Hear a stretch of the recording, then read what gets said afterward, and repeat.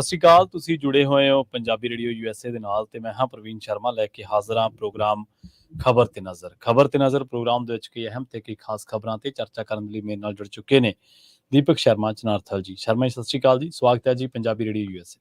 ਸਤਿ ਸ਼੍ਰੀ ਅਕਾਲ ਪ੍ਰਵੀਨ ਜੀ। ਸਾਰੇ ਦਰਸ਼ਕਾਂ ਨੂੰ, ਸਰੋਤਿਆਂ ਨੂੰ ਮੇਰੀ ਪਿਆਰ ਭਰੀ ਸਤਿ ਸ਼੍ਰੀ ਅਕਾਲ ਜੀ। ਅੱਜ ਦਾ ਇਹ ਖਬਰ ਤੇ ਨਜ਼ਰ ਪ੍ਰੋਗਰਾਮ ਸਾਲ 2023 ਦੀ 31 ਜੁਲਾਈ ਦਾ ਪ੍ਰੋਗਰਾਮ ਹੈ ਤੇ ਦਿਨ ਅੱਜ ਸੋਮਵਾਰ ਹੈ।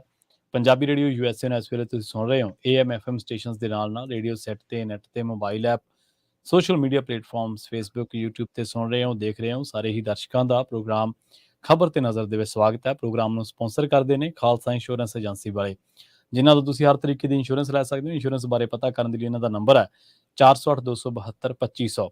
ਟਰਕੀਆਨਾ ਇਮੀਗ੍ਰੇਸ਼ਨ ਲਾ ਫਰਮ ਵਾਲੇ ਜੇ ਟਰਕੀਆਨਾ ਅਟਾਰਨੀ ਟਰਕੀਆਨਾ ਦੇ ਨਾਲ ਤੁਸੀਂ USA ਇਮੀਗ੍ਰੇਸ਼ਨ ਬਾਬਤ ਕੋਈ ਵੀ ਸਲਾਹ ਕਰਨੀ, ਕੋਈ ਵੀ ਸਵਾਲ ਪੁੱਛਣਾ ਤੇ ਇਹਨਾਂ ਦਾ ਨੰਬਰ ਹੈ 4159090503।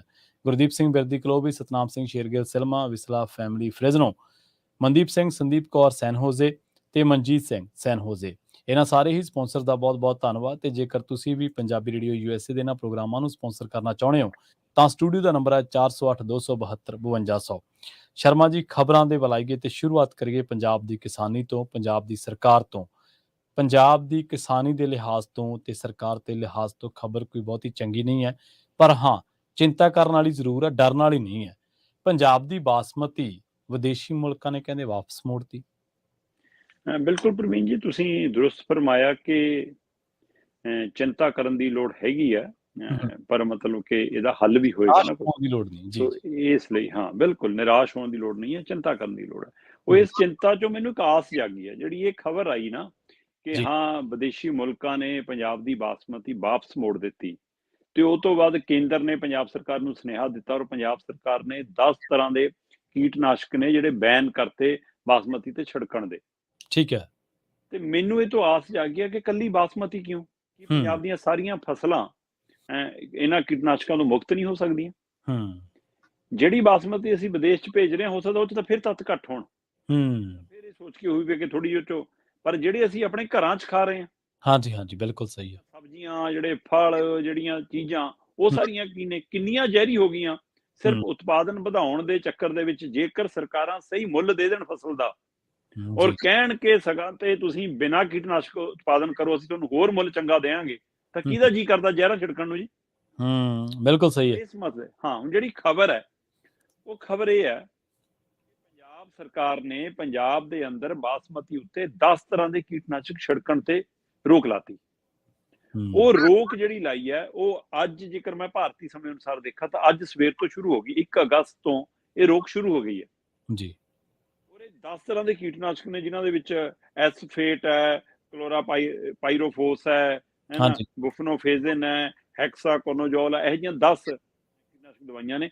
ਇਹ ਇਕੱਲੇ ਛਿੜਕਾ ਤੇ ਬੈਨ ਨਹੀਂ ਲੱਗਿਆ ਪ੍ਰਵੀਨ ਜੀ, ਇਹਦੀ ਵਰਤੋਂ ਤੇ ਵੀ, ਇਹਨੂੰ ਸਟੋਰ ਕਰਨ ਤੇ ਵੀ, ਇਹਨੂੰ ਵੇਚਣ ਤੇ ਵੀ, ਤੇ ਇਹਨੂੰ ਬਣਾਉਣ ਤੇ ਵੀ ਰੋਕ ਲੱਗੀ ਹੈ। ਠੀਕ ਹੈ। ਇਹ ਹੁਣ ਕਾਰਨ ਕੀ ਹੈ?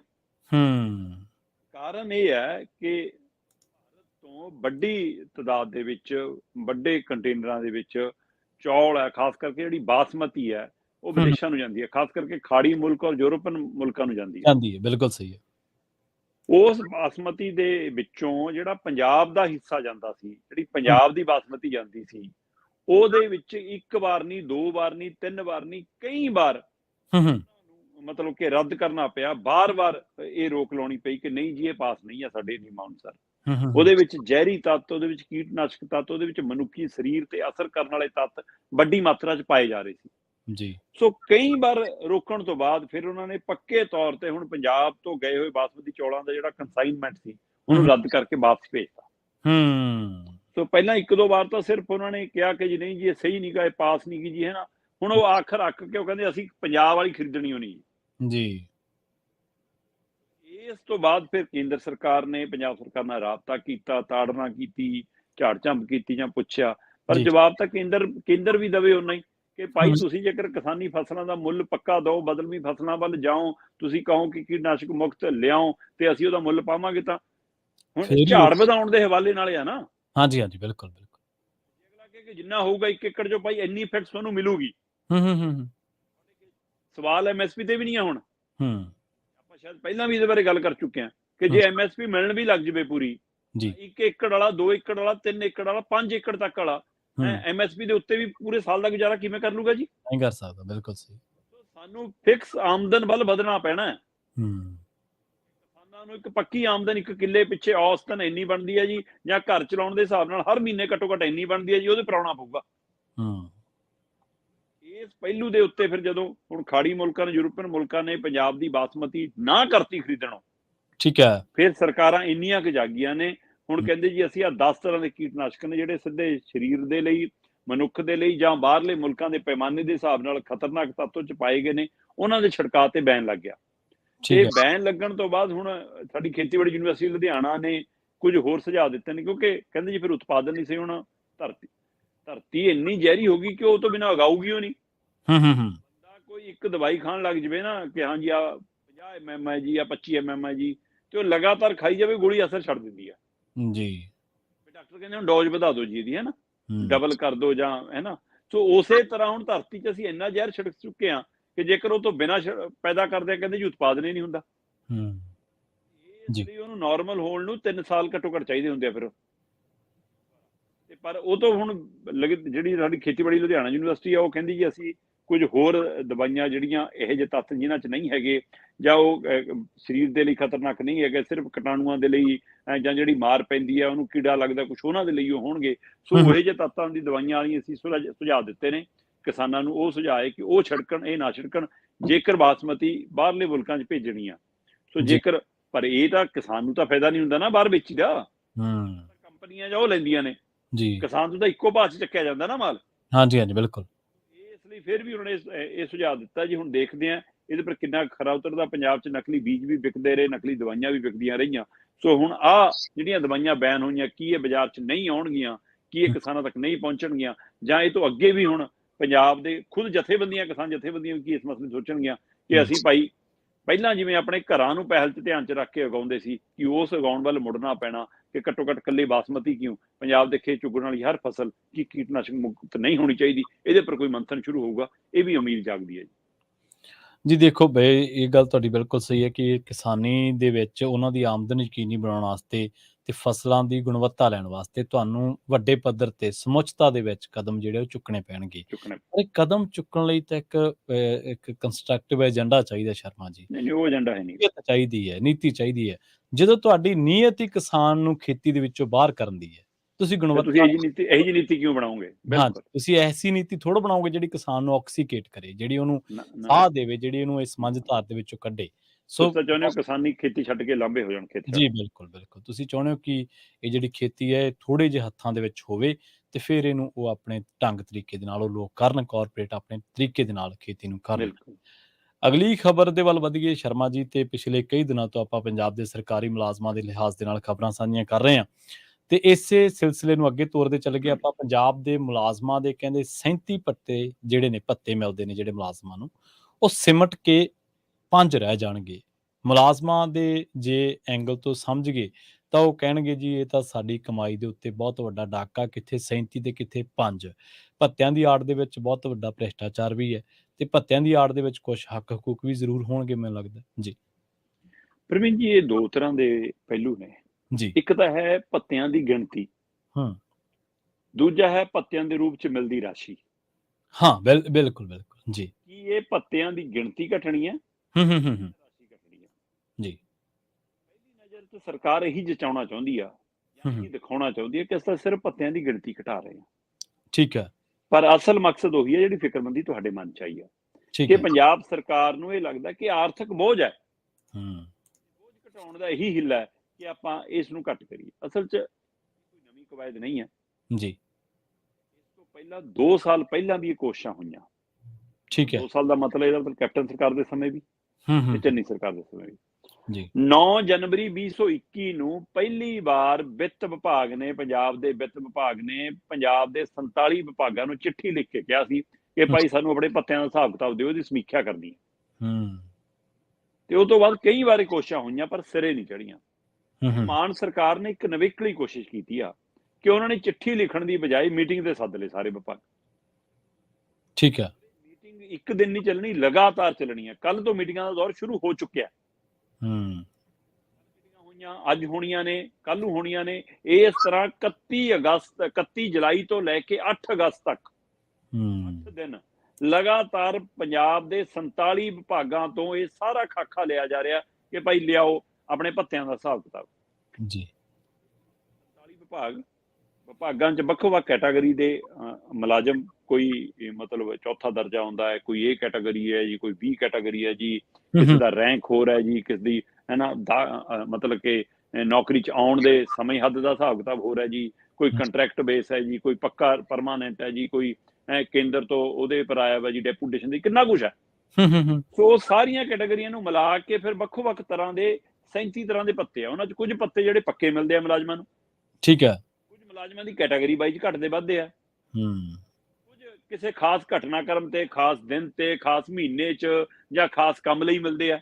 ਸੋ ਇਹ ਸਾਰੀਆਂ ਕੈਟਾਗਰੀਆਂ ਦੇ ਹਵਾਲੇ ਨਾਲ ਵਿੱਤ ਵਿਭਾਗ ਇਹ ਤੱਥ ਰੱਖ ਰਿਹਾ ਕਿ ਸਾਨੂੰ ਜੀ ਤਨਖਾਹਾਂ ਬਣਾਉਣ 'ਚ ਦਿੱਕਤ ਆਉਂਦੀ ਹੈ। ਠੀਕ ਹੈ ਕਿ 37 ਤਰ੍ਹਾਂ ਦੇ ਭੱਤਿਆਂ ਦਾ ਹਿਸਾਬ ਕਿਤਾਬ ਤੇ ਉਹ 'ਚ ਵੀ ਇੱਕੋ ਵਿਭਾਗ 'ਚ ਅੱਡੋ-ਅੱਡ ਤਰ੍ਹਾਂ ਦੇ ਅੱਡ-ਅੱਡ, ਕਦੇ ਵੱਧ ਕੇ ਕਦੇ ਘਟ ਕੇ, ਕਿਸੇ ਘਟਾਉਣਾ, ਕਿੱਦਾਂ ਵਧਾਉਣਾ, ਕਿਸੇ ਮਹੀਨੇ ਜੋੜਨਾ, ਕਿਸੇ ਮਹੀਨੇ ਕੱਢਣਾ ਹੈ।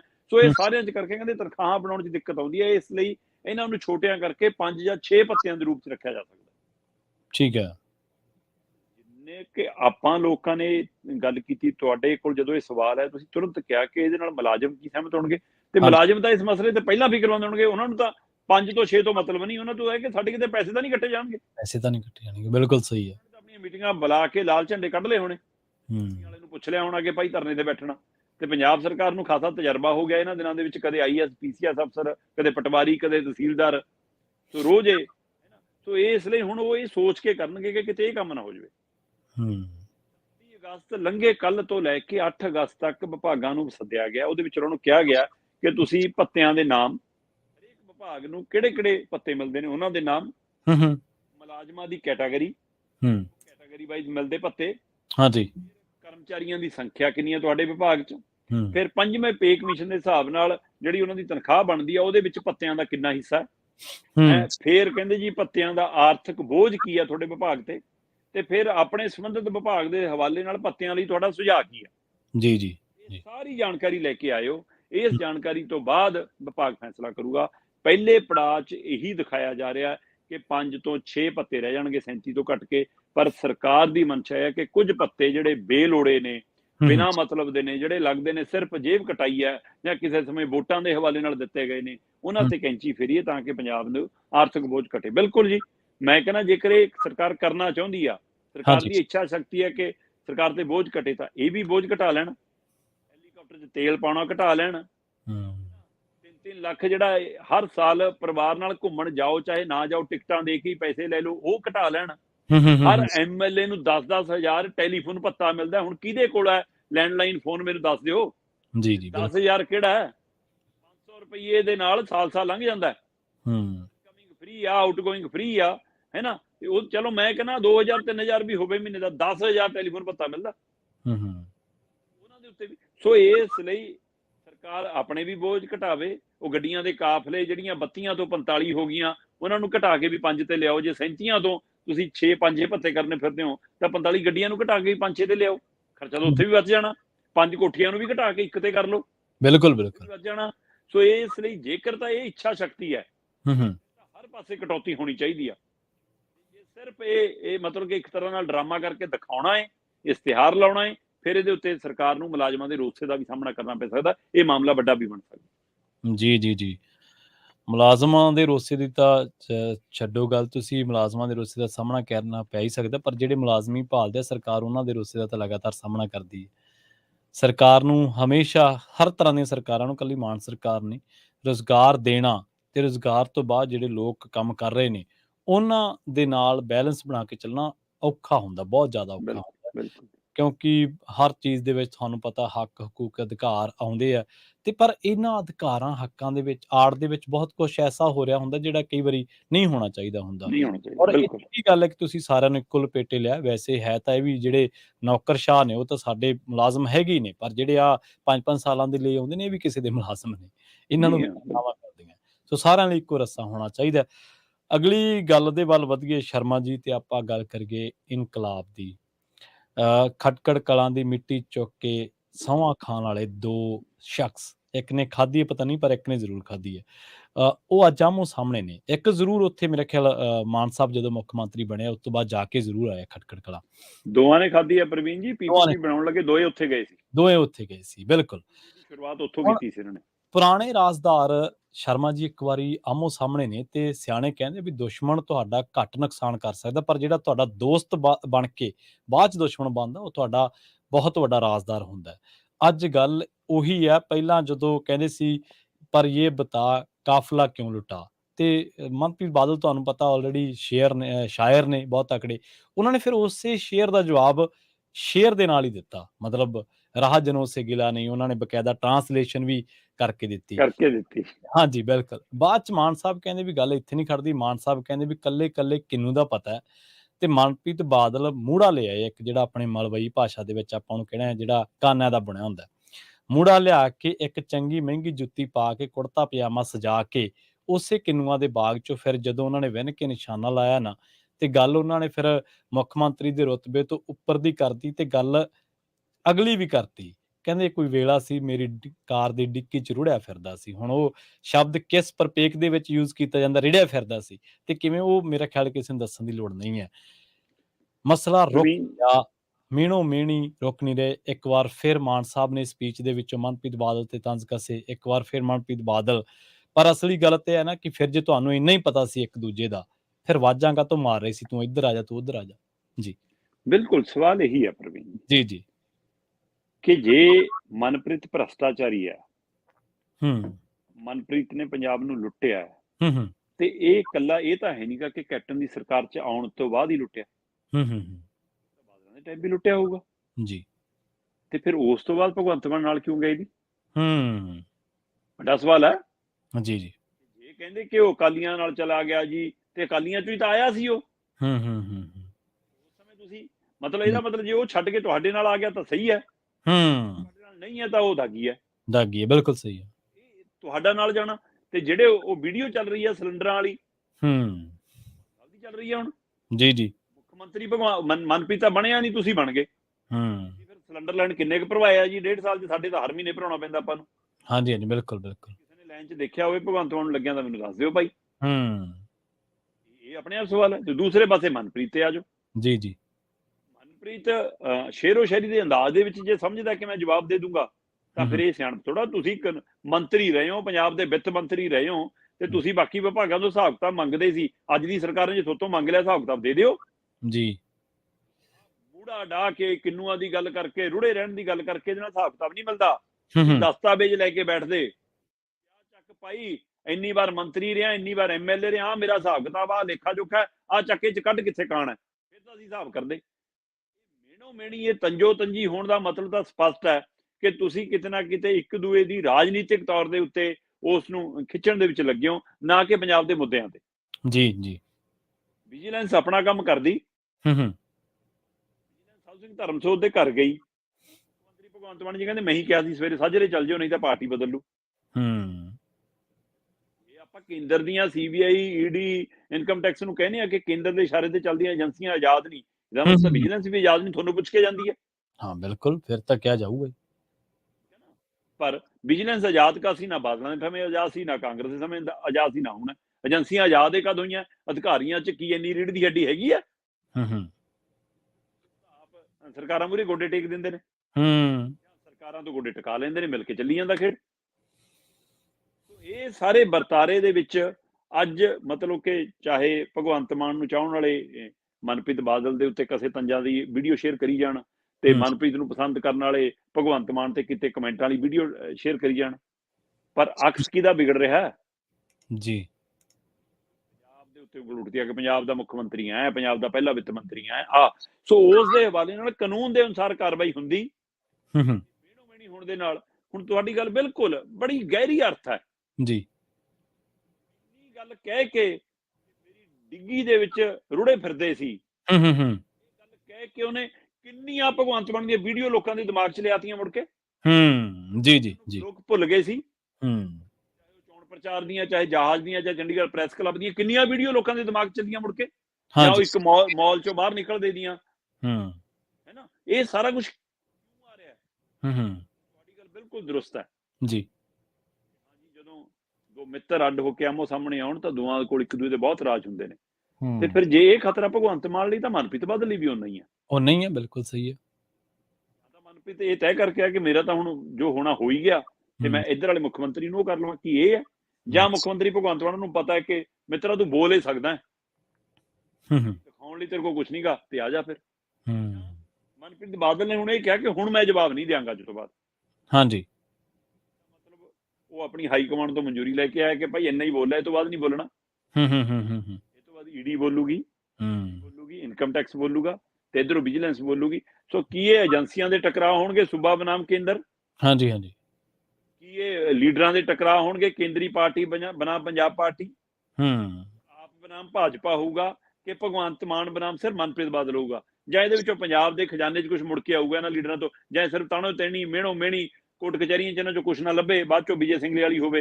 ਇਹਦੇ ਉੱਤੇ ਵੀ ਗੌਰ ਕਰਨ ਦੀ ਲੋੜ ਹੈ ਕਿ ਕੀ ਇਹ ਪੰਜਾਬ ਦਾ ਸਿਰਫ ਸਮਾਂ ਬਰਬਾਦੀ ਤਾਂ ਨਹੀਂ, ਜਾਂ ਸੱਚਮੁੱਚ ਪੰਜਾਬ ਨੂੰ ਜਿਹੜੀ ਉਮੀਦ ਸੀ ਕਿ ਸਰਕਾਰ ਆ ਕੇ ਪਹਿਲੇ ਭ੍ਰਿਸ਼ਟਾਚਾਰੀਆਂ ਦਾ ਭ੍ਰਿਸ਼ਟਾਚਾਰ ਉਜਾਗਰ ਵੀ ਕਰੂਗੀ ਤੇ ਉਹਨਾਂ ਤੋਂ ਵਸੂਲੀ ਵੀ ਕਰੂਗੀ।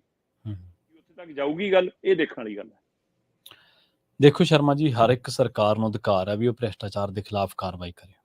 ਸਾਨੂੰ ਇਹ ਤੋਂ ਕੋਈ ਰੰਜ ਨਹੀਂਗਾ, ਚਾਹੇ ਕਿਸੇ ਨੂੰ ਵੀ ਤੁਸੀਂ ਫੜੋ, ਉਹਨੂੰ ਸੱਦੋ, ਥਾਣੇ ਸੱਦੋ, ਉਹਨੂੰ ਸੀਏ ਸਟਾਫ ਸੱਦੋ, ਉਹਨੂੰ ਜਿਵੇਂ ਮਰਜ਼ੀ, ਤੁਹਾਨੂੰ ਜੇ ਸ਼ੱਕ ਆ ਤਾਂ, ਪਰ ਉਹ ਇੱਕ ਜਿਹੜਾ ਕੰਮਕਾਰ ਕਰਨ ਦਾ ਤਰੀਕਾ, ਉਹ ਤਰੀਕਾ ਕਾਨੂੰਨ ਵਾਲਾ ਤਾਂ ਹੋਵੇ ਨਾ। ਅਸੀਂ ਲੱਠ ਮਾਰ ਥੋੜ੍ਹਾ ਚੁਣੇ ਹੈ, ਅਸੀਂ ਮੁੱਖ ਮੰਤਰੀ ਚੁਣਿਆ, ਇੱਕ ਸੰਵਿਧਾਨ ਦੇ ਤਹਿਤ ਉਹਨੇ ਸਹੁੰ ਚੁੱਕੀ ਹੈ, ਇੱਕ ਉਹਦਾ ਕੰਮਕਾਰ ਕਰਨ ਦਾ ਤਰੀਕਾ, ਚਾਹੇ ਜਿਹਨੂੰ ਮਰਜ਼ੀ, ਜਿਹਨੂੰ ਵੀ ਉਹਨੂੰ ਲੱਗਦਾ ਕਿ ਬਈ ਆਹ ਬੰਦੇ ਨੇ ਭ੍ਰਿਸ਼ਟਾਚਾਰ ਕੀਤਾ, ਉਹਨੂੰ ਚੁੱਕੇ। ਡਜ਼ਨਟ ਮੈਟਰ ਕਿਹੜੀ ਪਾਰਟੀ ਦੇ ਵਿੱਚੋਂ ਹੈ, ਇਹ ਮਾਇਨੇ ਨਹੀਂ ਰੱਖਦਾ ਕਿ ਉਹ ਕਿਸ ਉਮਰ ਦਾ, ਕਿਵੇਂ ਵੀ ਹੈ। ਪਰ ਇਹ ਥੋੜ੍ਹਾ ਹੈ ਕਿ ਤੁਸੀਂ ਉਹਨਾਂ ਚੀਜ਼ਾਂ ਦੀ ਆੜ ਦੇ ਵਿੱਚ, ਹੁਣ ਜਿੱਥੇ ਆਪਾਂ ਦਿੱਲੀ ਨੂੰ ਗਲਤ ਕਹਿ ਦਿੰਦੇ ਹਾਂ, ਦਿੱਲੀ ਨੂੰ ਗਲਤ ਕਿੱਥੇ ਕਹਿਣੇ ਆ ਕਿ ਬਈ ਉਹ ਕਹਿੰਦੇ ਉਹ ਜਿਹੜਾ ਛਾਪੇਮਾਰੀ ਕਰਦੇ ਆ, ਉਹਦਾ ਵਿਕਟਿਮਾਈਜ਼ ਕਰਦਾ ਦੂਜੇ ਲੀਡਰ, ਪਾਰਟੀਆਂ ਦੇ ਲੀਡਰ, ਕਿ ਜਾਂ ਮੇਰੇ ਕੰਨੀ ਆ ਜਾ, ਨਹੀਂ ਜੇਲ੍ਹ ਚਲ ਜਾ। ਹੁਣ ਫਿਰ ਇਹ ਤੁਹਾਡਾ ਜਿਹੜਾ ਪੈਮਾਨਾ ਵਾ, ਇਹ ਕਿੱਥੇ ਸਹੀ ਹੈ ਵੀ ਸਤਿੰਦਰ ਜੈਨ ਤੇ ਕਾਰਵਾਈ ਹੋ ਗਈ, ਸਿਸੋਦੀਆ ਤੇ ਹੋ ਗਈ, ਉੱਥੇ ਤਾਂ ਇਹ ਹੈਗਾ ਗਲਤ। ਪੰਜਾਬ 'ਚ ਆ ਕੇ ਜੇ ਕਿਸੇ ਤੇ ਹੁੰਦੀ ਹੈ ਤਾਂ ਉਹ ਕਹਿੰਦੇ ਵੀ ਇਹ ਤਾਂ ਭ੍ਰਿਸ਼ਟਾਚਾਰੀ ਏਦਾਂ ਹੋਣਾ ਹੀ ਚਾਹੀਦਾ ਸੀ। ਇਹੀ ਤਾਂ ਸਵਾਲ ਬਿਲਕੁਲ। ਜੇ ਅਸਲੀ ਗੱਲ ਕਰਦੇ ਹੋ, ਜੇ ਤੁਸੀਂ ਸਹੀ ਗੱਲ ਕਰਦੇ ਹੋ, ਤੁਸੀਂ ਕਹੋ ਵੀ ਅਸੀਂ ਭ੍ਰਿਸ਼ਟਾਚਾਰੀਆਂ ਨੂੰ ਫੜ ਕੇ ਅੰਦਰ ਵੀ ਦਿਆਂਗੇ, ਤੇ ਜੇ ਕੋਈ ਸਾਡਾ ਭ੍ਰਿਸ਼ਟਾਚਾਰੀ ਕਰੂਗਾ ਤੇ ਬੇਸ਼ੱਕ ਤਾੜ ਦਿਓ ਅੰਦਰ। ਜੀ, ਅਗਲੀ ਖਬਰ ਦੇ ਵੱਲ ਵਧੀਏ ਸ਼ਰਮਾ ਜੀ, ਤੇ ਆਪਾਂ ਗੱਲ ਕਰੀਏ ਪੰਜਾਬ ਰੋਡਵੇਜ਼ ਦੀ। ਪੰਜਾਬ ਰੋਡਵੇਜ਼ ਦੀ ਬੱਸ ਕਹਿੰਦੇ ਨਾਟਕੀ ਢੰਗ ਦੇ ਨਾਲ ਹੀ ਚੋਰੀ ਹੋ ਗਈ। ਪ੍ਰਵੀਨ ਜੀ, ਕਮਾਲ ਹੈ ਕਿ ਪੰਜਾਬ ਰੋਡਵੇਜ਼ ਦੀ ਸਰਕਾਰੀ ਬੱਸ ਚੋਰੀ ਹੋ ਜਾਵੇ। ਮਤਲਬ ਚੈਨ ਖੋ ਕੇ ਲੈ ਗਏ ਜੀ, ਹੈ ਨਾ, ਕੰਨਾਂ ਚੋਂ ਕਾਂਟੇ ਖੋਲੇ ਜੀ, ਮੋਬਾਈਲ ਖੋਲਿਆ ਜੀ, ਜਾਂ ਮੋਟਰਸਾਈਕਲ ਚੋਰੀ ਹੋ ਗਿਆ, ਕਾਰ ਚੋਰੀ ਹੋ ਗਈ, ਹੈ ਨਾ, ਜਾਂ ਘਰਾਂ 'ਚ ਬੰਦ ਘਰਾਂ 'ਚੋਂ ਚੋਰੀ ਹੋ ਗਈ। ਇਹ ਤਾਂ ਸਮਝ ਆਉਂਦੀ ਹੈ ਗੱਲ ਜੀ, ਬੱਸ ਚੋਰੀ ਹੋ ਜਾਵੇ। ਅਸਲ 'ਚ ਇਹ ਪਟਿਆਲੇ ਨਾਲ ਸੰਬੰਧਿਤ ਸਮਾਣਾ ਖੇਤਰ ਦੀ ਘਟਨਾ ਹੈ ਪ੍ਰਵੀਨ ਜੀ। ਜੀ, ਸਮਾਣਾ ਖੇਤਰ ਤੋਂ, ਸਮਾਣੇ ਤੋਂ ਬੱਸ ਚੱਲਦੀ ਹੈ ਤਲਵੰਡੀ ਮਲਕ ਤੱਕ, ਪਿੰਡ ਹੈ ਉੱਥੇ ਨੇੜਲਾ, ਹੈ ਨਾ। ਸੋ ਤਲਵੰਡੀ ਮਲਕ ਦੇ ਨੇੜੇ ਤੇੜੇ ਦੇ ਹੀ ਡਰਾਈਵਰ ਕੰਡਕਟਰ ਨੇ, ਤੇ ਉਹ ਰਾਤ ਨੂੰ ਜਾ ਕੇ ਤਲਵੰਡੀ ਮਲਕ ਬੱਸ ਖੜਾ ਕੇ ਆਪਣੇ ਘਰਾਂ ਨੂੰ ਚਲੇ ਜਾਂਦੇ, ਸਵੇਰ ਨੂੰ ਤੋਰ ਲਿਆਉਂਦੇ ਸੀ। ਔਰ ਇਹ ਪਹਿਲੀ ਵਾਰ ਨਹੀਂ ਖੜੀ, 5 ਸਾਲਾਂ ਤੋਂ ਉੱਥੇ ਹੀ ਖੜਦੀ ਸੀ ਜੀ। ਤੇ ਉੱਥੋਂ ਬੱਸ ਗਾਇਬ ਹੋ ਗਈ। ਇੱਧਰ ਨੇੜੇ ਪਿੰਡ ਹੈ ਜੀ ਦੋਦੜਾ। ਪਿੰਡ ਦੇ ਖੇਤਾਂ 'ਚ ਲੋਕਾਂ ਨੇ ਜਦੋਂ ਬੱਸ ਟੋਏ 'ਚ ਉਤਰ ਕੇ, ਕੱਚੇ 'ਚ ਉਤਰ ਕੇ ਖਤਾਨਾਂ ਰਾਹੀਂ ਖੇਤਾਂ 'ਚ ਖੜੀ ਦੇਖੀ ਤਾਂ ਲੋਕ ਹੈਰਾਨ ਹੋ ਗਏ। ਲੋਕ ਇਕੱਠੇ ਹੋ ਕੇ ਬੱਸ ਨੇੜੇ ਗਏ ਤੇ ਉਹਨਾਂ ਨੇ ਦੇਖਿਆ ਅੰਦਰ ਇੱਕ ਬੰਦਾ ਸੁੱਤਾ ਪਿਆ, ਉਹਨੂੰ ਠਾਲ ਲਿਆ। ਤੇ ਬੰਦਾ ਕਹਿੰਦੇ ਜੀ ਨਸ਼ੇ ਟੱਲੀ ਸੀ, ਅਜੇ ਪੂਰਾ ਉਤਰਿਆ ਨਹੀਂ ਸੀ। ਕਹਿੰਦਾ ਅੱਛਾ, ਮੈਂ ਲਿਆਇਆ ਬੱਸ, ਮੈਨੂੰ ਤਾਂ ਪਤਾ ਹੀ ਨਹੀਂ ਬੱਸ ਉਰੇ ਕਿਵੇਂ ਆਈ। ਅੱਛਾ, ਅਸਾਂ 3 ਜਣੇ ਸੀ। ਪੁਲਿਸ ਬੁਲਾ ਲਈ। ਪੁਲਿਸ ਨੇ ਜਦੋਂ ਪੁੱਛਿਆ, ਕਹਿੰਦਾ ਅਸੀਂ 3 ਜਣੇ ਸੀ ਜੀ, ਦਾਰੂ ਜ਼ਰੂਰ ਪੀਤੀ ਸੀ, ਹੋ ਸਕਦਾ ਕੁਝ ਹੋਰ ਵੀ ਖਾਦਾ ਹੋਵੇ, ਹੈ ਨਾ। ਤੇ ਉਹ ਤੋਂ ਬਾਅਦ ਕਹਿੰਦੇ ਜੀ ਸਾਨੂੰ ਤਾਂ ਪਤਾ ਹੀ ਨਹੀਂ, ਅਸੀਂ ਬੱਸ ਵੀ ਚਲਾ ਕੇ ਲਿਆਏ ਜਾਂ ਨਹੀਂ ਲਿਆ, ਜਾਂ ਮੈਂ ਲਿਆਇਆ, ਉਹ 2 ਬੰਦੇ ਕਿੱਥੇ ਆ, ਹੈ ਨਾ ਜੀ। ਤੇ ਹੁਣ ਪਤਾ ਇਹ ਲੱਗ ਰਿਹਾ ਕਿ ਬਕਾਇਦਾ ਉਸ ਬੱਸ ਦੇ ਮਤਲਬ ਲੌਕ ਨਹੀਂ ਲੱਗੇ ਹੋਏ ਸੀ ਕੋਈ, ਉਸ ਹਿਸਾਬ ਦੀਆਂ ਨਹੀਂ ਸੀ ਜਿਹਨਾਂ ਨੂੰ ਤਾਲੇ ਉਵੇਂ ਲੱਗਦੇ ਹੋਣ, ਪਰ ਅੰਦਰ ਚਾਬੀ ਨਹੀਂ ਸੀ। ਪਤੰਦਰ ਤਾਰ ਜੋੜ ਕੇ ਸਟਾਰਟ ਕਰ ਲਿਆ, ਤਿੰਨੇ ਕਰਕੇ ਲਿਆ ਕਿ ਇਕੱਲਾ ਇਹੀ ਕਰਕੇ ਲਿਆਇਆ। ਤੇ ਉਹ ਤੋਂ ਬਾਅਦ ਕੀ ਉਹਦੀ ਝਪਕੀ ਲੱਗ ਗਈ, ਆਪਣੇ ਆਪ ਬੱਸ ਥੱਲੇ ਉਤਰ ਗਈ, ਉਹ ਤੋਂ ਤੁਰੀ ਦੀ ਗਾਹਾਂ, ਜਾਂ ਰੱਬ ਨੇ ਭਲੀ ਕੀਤੀ ਕਿ ਐਕਸੀਡੈਂਟ ਨਹੀਂ ਹੋ ਗਿਆ, ਕੋਈ ਹਾਦਸਾ ਨਹੀਂ ਵਾਪਰ ਗਿਆ, ਕੋਈ ਜਾਨ ਮਾਲ ਦਾ ਨੁਕਸਾਨ ਨਹੀਂ ਹੋ ਗਿਆ। 8-8.5 ਕਿਲੋਮੀਟਰ ਚਲਾ ਲਿਆ ਇਹ ਬੱਸ ਜੀ, ਲਿਆ ਕੇ 8.5 ਕਿਲੋਮੀਟਰ ਬਾਅਦ। ਤੇ ਹੁਣ ਪੁਲਿਸ ਕੋਲ ਬੱਸ ਵੀ ਬਰਾਮਦ ਹੋ ਗਈ ਜੀ, ਬੰਦਾ ਵੀ ਫੜ ਲਿਆ, ਰਿਮਾਂਡ ਤੇ ਵੀ ਲੈ ਲਿਆ, ਤੇ 2 ਬੰਦਿਆਂ ਦੀ ਹੋਰ ਦੀ ਭਾਲ ਵੀ ਆ। ਤੇ ਡਰਾਈਵਰ ਕੰਡਕਟਰ ਤੋਂ ਪੁੱਛ ਕੀਤੀ ਜਾਂਦੀ ਹੈ ਕਿ ਕੀ ਇਹ ਡਿਪੂ ਨਹੀਂ ਛੱਡਣੀ ਹੁੰਦੀ, ਕੀ ਇੱਥੇ ਹੀ ਖੜੀ ਹੋਊਗੀ। ਸੋ ਉਹ ਇੱਕ ਵੱਖਰਾ ਪਹਿਲੂ ਬਣ ਗਿਆ। ਸੋ ਜੀ ਇਹ ਖੂਬ ਚਰਚਾ ਨਾਲ ਚੱਲ ਰਹੀ ਹੈ ਖਬਰ ਕਿ ਪੰਜਾਬ ਰੋਡ ਦੀ ਬੱਸ ਵੀ ਚੋਰੀ ਹੋਈ। ਜੀ ਜੀ, ਅੱਗੇ ਲੋਕ ਨਾ ਸਰਕਾਰੀ ਜਾਇਦਾਦ, ਸਰਕਾਰੀ ਮਸ਼ੀਨਰੀ ਤੋਂ ਅੱਖਾਂ ਖੋਲ ਕੇ ਲੰਘਦੇ ਸੀਗੇ ਵੀ ਕਿਤੇ ਇਹਦੇ 'ਚ ਗਾਹੇ ਬਗਾਹੇ ਹੱਥ ਬਾਹ ਨਾ ਵੱਜੇ, ਕਿਤੇ ਬਾਅਦ ਦੇ ਵਿੱਚ ਕੋਈ ਸਰਕਾਰ ਹੀ ਟੰਗੀ ਫਿਰੇ। ਬਹੁਤ ਸਾਰੇ ਲੋਕਾਂ ਦੀਆਂ ਕਹਾਣੀਆਂ ਸੁਣੀਆਂ ਜਿਹੜੇ ਭੁਲੇਖੇ ਦੇ ਨਾਲ ਰੇਲਵੇ ਦਾ ਸਮਾਨ ਚੋਰੀ ਕਰ ਲਿਆ ਤੇ ਮੁੜ ਕੇ ਬਾਅਦ ਚੋਂ ਹਾਂਜੀ ਤਰੀਕਾਂ ਪਈਆਂ ਕਿਸੇ ਦੀਆਂ ਕਿਤੇ ਤੇ ਕਿਸੇ ਦੀਆਂ ਝਾਰਖੰਡ, ਕਿਸੇ ਦੀਆਂ ਮੱਧ ਪ੍ਰਦੇਸ਼ ਤੇ ਕਿਸੇ ਦੀਆਂ ਰਾਜਸਥਾਨ। ਸੋ ਪਰ ਹੁਣ ਉਹ ਜਿਹੜਾ ਇੱਕ ਸੀਗਾ ਸਿਸਟਮ ਦਾ ਤੌਖਲਾ ਡਰ ਉਹ ਖਤਮ ਹੁੰਦਾ ਜਾ ਰਿਹਾ। ਅਗਲੀ ਖਬਰ ਦੇ ਵੱਲ ਵਧੀਏ ਤੇ ਜਾਂਦੇ-ਜਾਂਦੇ ਗੱਲ ਕਰੀਏ ਕੱਚੇ ਤੇਲ ਦੀ। ਵੈਸੇ ਤੇਲ ਤਾਂ ਸਰਕਾਰਾਂ ਲੋਕਾਂ ਨੂੰ ਦੇ ਰਹੀਆਂ ਇੰਨੀ ਮਹਿੰਗਾਈ ਦੇ ਨਾਲ, ਪਰ ਕੱਚਾ ਤੇਲ ਕਹਿੰਦੇ 1 ਸਾਲ ਦੇ ਵਿੱਚ 35% ਸਸਤਾ ਹੋਇਆ। ਲੋਕਾਂ ਨੂੰ ਰਾਹਤ ਨਹੀਂ। ਮੈਂ ਬਹੁਤ ਵੱਡਾ ਇਕਨੋਮਿਸਟ ਤਾਂ ਨਹੀਂ ਗਾ, ਅਰਥ ਸ਼ਾਸਤਰੀ ਤਾਂ ਮੈਂ ਨਹੀਂ ਗਾ ਸ਼ਰਮਾ ਜੀ, ਪਰ ਇੱਕ ਸਵਾਲ ਤਾਂ ਆਮ ਮਾਤੜ ਬੰਦੇ ਦੇ ਦਿਮਾਗ 'ਚ ਹੀ ਆਉਂਦਾ ਵੀ ਜਦੋਂ ਤਾਂ ਤੇਲ ਦੀਆਂ ਕੀਮਤਾਂ ਵੱਧਦੀਆਂ, ਉਹ ਤਾਂ ਤੇਲ ਕੰਪਨੀਆਂ ਨਾਲ ਦੀ ਨਾਲ ਪੈਸੇ ਫਿਰ ਰੁਪਈਆਂ ਦੇ ਵਿੱਚ ਕੀਮਤ ਵਧਾ ਦਿੰਦੀਆਂ। ਜਦੋਂ ਤੇਲ ਦੀ ਕੱਚੇ ਦੀ ਕੀਮਤ ਘਟਦੀ ਹੈ ਤੇ ਇਹਦਾ ਜਿਹੜਾ ਮੁਨਾਫਾ ਹੈ, ਇਹਦਾ ਜਿਹੜਾ ਫਾਇਦਾ ਉਹ ਗਾਹਕ ਤੱਕ ਕਿਉਂ ਨਹੀਂ ਪਹੁੰਚਦਾ? ਜੀ। ਇਹ ਬਿਲਕੁਲ ਇਹੀ ਵੱਡਾ ਸਵਾਲ ਹੈ ਪ੍ਰਵੀਨ ਜੀ, ਕਿ ਇਹ ਕਹਿੰਦੇ ਜੀ ਹੁਣ ਤੇਲ ਖੁੱਲੇ ਬਾਜ਼ਾਰ 'ਚ ਦੇ ਦਿੱਤਾ ਗਿਆ, ਓਪਨ ਮਾਰਕੀਟ 'ਚ ਹੈ ਜੀ, ਅੰਤਰਰਾਸ਼ਟਰੀ ਬਾਜ਼ਾਰ ਪੱਧਰ ਦੇ ਹਿਸਾਬ ਨਾਲ ਇਹ ਤੈਅ ਹੁੰਦਾ। ਸੋਨੇ ਦੀ ਕੀਮਤ ਮੰਗ ਹੈ ਕਿ ਰਾਤ ਨੂੰ 12 ਵਜੇ ਰੇਟ ਬਦਲ ਜਾਂਦਾ ਹੈ ਨਾ, ਕਿ ਹਾਂ ਜੀ ਅੱਜ ਘਟ ਗਿਆ ਤੇ ਵੱਧ ਗਿਆ। ਪਿਛਲੇ 1 ਸਾਲ 3 ਮਹੀਨਿਆਂ ਤੋਂ ਪੈਟਰੋਲ ਦੀਆਂ ਕੀਮਤਾਂ, ਡੀਜ਼ਲ ਦੀਆਂ ਕੀਮਤਾਂ 'ਚ ਕੋਈ ਤਬਦੀਲੀ ਨਹੀਂ ਆਈ। ਪਰ ਇਸ 1 ਸਾਲ 3 ਮਹੀਨਿਆਂ 'ਚ ਕੱਚਾ ਤੇਲ 15% ਤੋਂ ਲੈ ਕੇ 35% ਤੱਕ ਸਸਤਾ ਹੋਇਆ ਜੀ। ਤੇ ਕਿਉਂ ਨਹੀਂ ਘਟੇ ਰੇਟ? ਔਰ ਆ ਸਵੇਰ ਨੂੰ ਮਹਿੰਗਾ ਹੋ ਜਵੇ, ਅੱਧੀ ਰਾਤ ਨੂੰ 12 ਵਜੇ ਸੁੱਤਿਆਂ ਵੇ ਨੂੰ ਵੀ ਲੋਕਾਂ ਨੂੰ ਪਤਾ ਲੱਗਣਾ ਸਵੇਰ ਨੂੰ ਤੇਲ ਮਹਿੰਗਾ ਹੋਇਆ ਹੋਊਗਾ। ਇਹ ਮੁਨਾਫਾ ਕੌਣ ਕਮਾ ਰਿਹਾ? ਜੀ। ਅਸਲ 'ਚ ਕੀ ਹੈ ਪ੍ਰਵੀਨ ਜੀ, ਕਿ ਪਿਛਲੇ 1 ਸਾਲ ਤੋਂ ਆ ਰੂਸ ਯੂਕਰੇਨ ਦੀ ਜੰਗ ਤੋਂ ਬਾਅਦ ਖਾਸ ਕਰਕੇ ਹੈ ਨਾ, ਜੀ। ਤੇ ਔਰ ਭਾਰਤ ਨੇ ਵੱਡੀ ਮਿਆਦ 'ਚ ਤੇਲ ਖਰੀਦ ਕੇ ਹੋਰ ਸਸਤਾ ਵੱਖਰੀ ਤਰ੍ਹਾਂ ਸਟੋਰ ਵੀ ਕਰ ਲਿਆ ਇਹਨਾਂ ਦੀ ਸਰਕਾਰੀ ਕੰਪਨੀਆਂ ਨੇ, ਠੀਕ ਹੈ, ਤਾਂ ਕਿ ਜਦੋਂ ਲੋੜ ਪਵੇ ਚੋਣਾਂ ਦੇ ਟਾਈਮ ਹੋਰ ਸਸਤਾ ਕਰਕੇ ਸ਼ਾਇਦ ਵੇਚ ਲਈ ਜੇ ਮਹਿੰਗਾ ਵੀ ਹੋ ਜਾਵੇ ਨਾ। ਪਰ ਪਿਛਲੇ 1 ਸਾਲ 3 ਮਹੀਨਿਆਂ ਦੇ ਵਿੱਚ ਭਾਰਤ ਦੇ ਅੰਦਰ ਕੱਚੇ ਤੇਲ ਦਾ ਜਿਹੜਾ ਕੀਮਤ ਹੈ ਉਹ 15% ਤੋਂ ਲੈ ਕੇ 35%, ਖਾਸ ਕਰ ਜੁਲਾਈ ਮਹੀਨੇ 'ਚ 35% ਤੱਕ ਕੱਚਾ ਤੇਲ ਥੱਲੇ ਆਇਆ। ਠੀਕ ਹੈ। 101 ਰੁਪਏ ਪ੍ਰਤੀ ਬੈਰਲ ਵਾਲਾ ਤੇਲ ਹੁਣ $82 ਪ੍ਰਤੀ ਬੈਰਲ ਤੇ ਹੈ। $101 ਪ੍ਰਤੀ ਬੈਰਲ ਵਾਲਾ ਜਿਹੜਾ ਤੇਲ ਸੀ ਕੱਚਾ ਤੇਲ, ਉਹ ਅੱਜ ਦੀ ਤਰੀਕ 'ਚ ਲਗਭਗ $82.57 ਪ੍ਰਤੀ ਬੈਰਲ ਤੇ ਆ ਗਿਆ। ਠੀਕ ਹੈ। ਪਰ ਪੈਟਰੋਲ ਡੀਜ਼ਲ ਦੀ ਕੀਮਤ 'ਚ ਕੋਈ ਨਹੀਂ। ਮਾਹਿਰ ਆਰਥਿਕ ਮਾਹਰ ਮੰਨਦੇ ਨੇ ਕਿ ਅੱਜ ਦੀ ਤਰੀਕ 'ਚ 10 ਤੋਂ 11 ਰੁਪਏ ਦੋ ਚੀਜ਼ਾਂ ਥੱਲੇ ਆ ਸਕਦੀਆਂ। ਭਾਰਤ 'ਚ ਪੈਟਰੋਲ ਦੀ ਕੀਮਤ ਔਸਤਨ 100 ਦੇ ਗੇੜ 'ਚ ਚੱਲਦੀ ਹੈ ਤੇ ਡੀਜ਼ਲ ਦੀ ਕੀਮਤ 90 ਤੋਂ 92 ਰੁਪਏ ਹੈ ਨਾ ਔਸਤਨ ਚੱਲ ਰਹੀ ਹੈ। ਸੋ ਇਹ 10-10 ਰੁਪਏ ਸਸਤਾ ਹੋ ਸਕਦਾ ਹੈ। ਔਰ ਕਿਸੇ ਸਮੇਂ ਆਪਾਂ ਪਹਿਲਾਂ ਵੀ ਇਹਦੇ ਪਰ ਗੱਲ ਕਰ ਚੁੱਕੇ ਕਿ ਭਾਈ ਇਹ ਤੇਲ ਹੈ ਜਾਂ ਦੁੱਧ ਹੈ ਜਿਹਦੇ ਪਰ ਮਲਾਈ ਆਉਂਦੀ ਹੈ? ਕੌਣ ਖਾ ਰਿਹਾ ਮਲਾਈ? ਇਹ ਮਲਾਈ ਦਿਖਾਈ ਇਹ ਜਾ ਰਹੀ ਹੈ ਕਿ ਸਰਕਾਰੀ ਕੰਪਨੀਆਂ ਖਾ ਰਹੀ ਹੈ। ਜਿਵੇਂ ਕਹਿੰਦੇ ਜੀ ਭਾਰਤ ਪੈਟਰੋਲੀਅਮ ਹੈ ਨਾ, ਹਿੰਦੁਸਤਾਨ ਪੈਟਰੋਲੀਅਮ, ਇੰਡੀਅਨ ਆਇਲ, ਇਹਨਾਂ ਤਿੰਨੇ ਸਰਕਾਰੀ ਜਿਹੜੀਆਂ ਤੇਲ ਨਾਲ ਸੰਬੰਧਿਤ ਕੰਪਨੀਆਂ ਨੇ ਸਰਕਾਰੀ, ਇਹਨਾਂ ਨੂੰ ਕਹਿੰਦੇ 1 ਸਾਲ ਦੇ ਵਿੱਚ 1 ਲੱਖ ਕਰੋੜ ਤੋਂ ਵੱਧ ਦਾ ਮੁਨਾਫਾ ਹੋਇਆ। ਠੀਕ ਹੈ। ਜਿਹੜਾ ਕੱਚਾ ਤੇਲ ਬਾਹਰੋਂ ਖਰੀਦ ਕੇ ਸੋਧ ਕੇ ਹੁਣ ਸੋਧਣ ਦਾ ਕੰਮ ਹੈ ਜਿਹੜਾ ਉਹਨੂੰ ਹੈ ਨਾ, ਸੁਧਾਈ ਦਾ ਕੰਮ, ਉਹ ਪ੍ਰਾਈਵੇਟ ਘਰਾਣਿਆਂ ਕੋਲ, ਉਹ ਵਾਨੀ ਡਾਨੀਆਂ ਕੋਲ। ਸੋ ਅਸਲੀ ਮਲਾਈ ਉਹ ਖਾ ਰਹੇ ਨੇ ਜਨਾਬ, ਦਿਖਾਇਆ ਇਹ ਮਲਾਈ ਜਾ ਰਿਹਾ। ਸੋ ਇਸ ਲਈ ਪਿਛਲੇ ਮਤਲਬ ਕਿ 1 ਸਾਲ ਦੇ ਵਿੱਚ ਜੇ ਕੀਮਤਾਂ ਘਟੀਆਂ ਤਾਂ ਸਰਕਾਰ ਨੇ ਕਿਉਂ ਨਹੀਂ ਘਟਾਈਆਂ, ਇਹਦੀ ਜਵਾਬਦੇਹੀ ਕੌਣ ਤੈਅ ਕਰੂਗਾ? ਜੇ ਅੰਤਰਰਾਸ਼ਟਰੀ ਬਾਜ਼ਾਰ 'ਚ ਰੋਜ਼ ਦੇ ਹਿਸਾਬ ਨਾਲ ਕੀਮਤਾਂ ਹੁੰਦੀਆਂ ਤਾਂ ਰੋਜ਼ ਉੱਪਰ ਥੱਲੇ ਹੋਣੀ ਚਾਹੀਦੀ ਸੀ, ਉਸ ਹਿਸਾਬ ਨਾਲ ਕਿਉਂ ਨਹੀਂ ਹੋਈਆਂ? ਪਰ ਇੱਥੇ ਭਗਤ ਇਹੋ ਜਿਹੇ ਵੀ ਹੈਗੇ ਜਿਹੜੇ ਕਹਿੰਦੇ ਨਹੀਂ ਜੀ ਸਰਕਾਰ ਤਾਂ ਨਾ ਪੁਰਾਣਾ ਤੇਲ ਦਾ ਕਰਜ਼ਾ ਉਤਾਰ ਰਹੀ ਹੈ। ਜੀ ਹੁਣ ਭਗਤਾਂ ਨੂੰ ਤੁਸੀਂ ਨਹੀਂ ਕਹਿ ਸਕਦੇ, ਖਾਸ ਕਰ ਜਿਹਨਾਂ ਦੇ ਪੱਟੀ ਬੰਨੀ ਹੋਵੇ ਉਹਨਾਂ ਨੂੰ ਤਾਂ ਬਿਲਕੁਲ ਨਹੀਂ ਸਮਝਾ ਸਕਦੇ।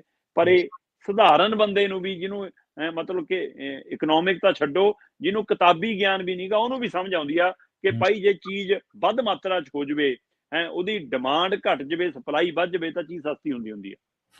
ਜੀ। ਤੇ ਔਰ ਜੇ ਅੰਤਰਰਾਸ਼ਟਰੀ ਪੱਧਰ ਦੇ ਉੱਤੇ ਤੇਲ ਦੀ ਆਮਦ ਵਧੀ ਆ ਤੇ ਕੱਚਾ ਤੇਲ ਖਰੀਦਿਆ ਘਟ ਗਿਆ, ਰੂਸ ਯੂਕਰੇਨ ਦੀ ਜੰਗ ਕਾਰਨ ਉਹਨਾਂ ਕੋਲ ਸਟੋਰ ਹੋ ਗਿਆ, ਉਹਦੇ ਕਾਰਨ ਵਧਿਆ ਤੇਲ ਤੇ ਉਹਦੇ ਕਾਰਨ ਆਮਦ ਵੱਧ ਗਈ, ਤਾਂ ਤੇਲ ਦੀ ਮਾਤਰਾ ਵਧਣ ਦੇ ਨਾਲ ਅੰਤਰਰਾਸ਼ਟਰੀ ਬਾਜ਼ਾਰ 'ਚ ਉਹਦੀ ਕੱਚੇ ਤੇਲ ਦੀ ਕੀਮਤ ਘਟ ਗਈ। ਫਿਰ ਉਹ ਲੋਕਾਂ ਨੂੰ ਸਸਤਾ ਕਿਉਂ ਨਹੀਂ ਮਿਲ ਰਿਹਾ? ਇਹਦਾ ਜਵਾਬ ਨਾ ਕੰਪਨੀਆਂ ਤੋਂ ਕੋਈ ਪੁੱਛ ਰਿਹਾ, ਨਾ ਸਰਕਾਰ ਤੋਂ ਪੁੱਛ ਰਿਹਾ, ਤੇ ਮਲਾਈ ਖਾਣ ਵਾਲੇ ਤੇਲ ਤੇ ਆਈ ਮਲਾਈ ਦੀ ਛਕ ਰਿਹਾ ਜਨਾਬ। ਮੌਜ ਆ ਵਾਨੀ ਡਾਨੀਆਂ ਦੀ। ਸ਼ਰਮਾ ਦੀ ਚੱਕਰ ਪਤਾ ਕੀ ਆ? ਜਦੋਂ ਬੰਦਾ 4 ਉਂਗਲਾਂ ਗੂਗਲ ਤੇ ਸ਼ਬਦ ਟਾਈਪ ਕਰਕੇ ਤੇ ਉਹ ਪੜ੍ਹਨ ਤੋਂ ਕਤਰਾਉਂਦਾ ਹੋਵੇ ਤੇ ਉਹਦਾ ਸਿਰਫ ਟਾਰਗੇਟ ਇਹ ਹੋਵੇ ਵੀ ਮੈਂ ਬਈ ਫਲਾਣੇ ਬੰਦੇ ਨੂੰ ਖੁਸ਼ ਕਰਨ ਵਾਸਤੇ ਇੰਨੇ WhatsApp ਗਰੁੱਪਾਂ ਦੇ ਵਿੱਚ ਮੈਸੇਜ ਛੱਡਣੇ ਆ, ਉਹ ਖੁਸ਼ ਥੋੜ੍ਹਾ ਕਰੂਗਾ, ਉਹ ਤਾਂ ਖੁਸ਼ਾਮਦੀ ਕਰੂਗਾ ਨਾ ਕਿਸੇ ਨੂੰ ਖੁਸ਼ ਕਰਨ ਵਾਸਤੇ, ਕਿਸੇ ਪ੍ਰਧਾਨ ਨੂੰ, ਕਿਸੇ ਹੋਰ ਨੂੰ ਗਾਂ। ਇੱਕ ਹਾਇਰਾਰਕੀ ਆ ਨਾ ਪੂਰੀ।